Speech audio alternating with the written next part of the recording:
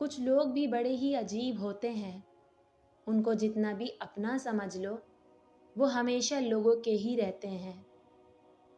جھوٹ کے درختوں پر اعتبار کی چڑیا لوٹ کر نہیں آتی۔ جو شخص تم پہ غصہ بھی کرے اور تعلق بھی ختم نہ کرے تو وہ برے وقت میں تمہارا سب سے اچھا دوست ہے۔ مکھی جب چائے میں گر جائے تو لوگ چائے پھینک دیتے ہیں، لیکن وہی مکھی اگر دیسی گھی میں گر جائے تو لوگ کبھی کبھی اس دیسی گھی کو نہیں پھینکتے بلکہ مکھی کو نکال کر پھینک دیتے ہیں۔ لوگ اپنے مفادات کو دیکھ کر اصول اور آداب کا ڈھونگ رچاتے ہیں اور اگلے کی طاقت اور حیثیت دیکھ کر فیصلے کرتے ہیں۔ جب چھوٹے تھے تو باتیں بھول جاتے تھے اور سب کہتے تھے یاد رکھنا سیکھو۔ اب بڑے ہوئے ہیں تو ہر بات یاد رہتی ہے اور سب کہتے ہیں بھولنا سیکھو۔ کہاں ملتا ہے کوئی سمجھنے والا، جو بھی ملتا ہے سمجھا کے چلا جاتا ہے۔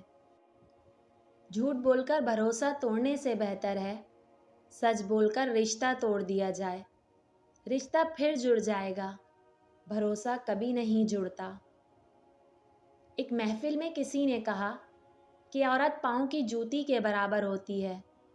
وہیں ایک بابا جی بیٹھے تھے، کہنے لگے تم نے صحیح کہا، عورت جوتی کی مانند ہے اس شخص کے لیے جو خود پاؤں کی مانند ہے، مگر عورت تاج کی مانند بھی ہو سکتی ہے اس شخص کے لیے جو خود کو بادشاہ کی مانند سمجھتا ہو۔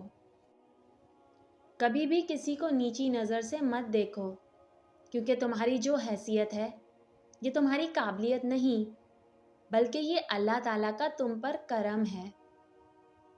اپنے حصے کا کام کیے بغیر دعا پر بھروسہ کرنا حماقت ہے، اور اپنی محنت پر بھروسہ کر کے دعا سے گریز کرنا تکبر ہے۔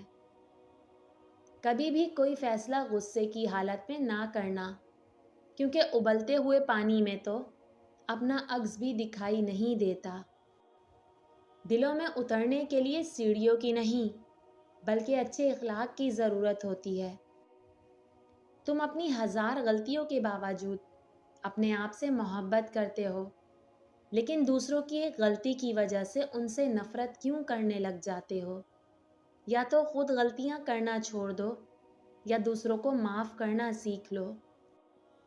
جب تمہارے رشتہ دار تمہارے خلاف بولنے لگ جائیں تو سمجھ جانا کہ تم صحیح جا رہے ہو۔